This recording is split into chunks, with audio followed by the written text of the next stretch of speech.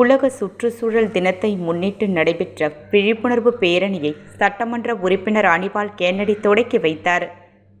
June 5ஆம் தேதி உலக சுற்றுச்சூழல் தினத்தை முன்னிட்டு புதுச்சேரி அரசின் அறிவியல் தொழில்நுட்பம் மற்றும் சுற்றுச்சூழல் துறை புதுச்சேரி மாசு கட்டுப்பாட்டு குழுமம் சார்பில் இன்று விழிப்புணர்வு பேரணி நடைபெற்றது.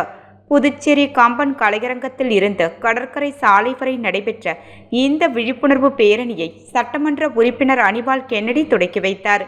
இந்திய அரசு 2025ஆம் ஆண்டு உலக சுற்றுச்சூழல் தினத்தை உலகளவில் பிளாஸ்டிக் மாசுபாட்டை முடிவுக்கு கொண்டு வருதல் என்ற கருப்பொருளுடன் கொண்டாட வலியுறுத்தியதன் அடிப்படையில் இந்த பேரணி நடைபெற்றது.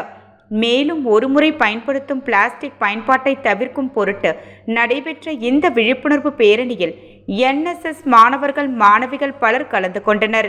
இந்நிகழ்ச்சியில் மாசு கட்டுப்பாட்டு குழுமத்தின் உறுப்பினர் செயலர் ரமேஷ், உதவி சுற்றுச்சூழல் பொறியாளர் தேவநந்தன் மற்றும் துறை சார்ந்த அலுவலர்கள் பலர் கலந்து கொண்டனர்.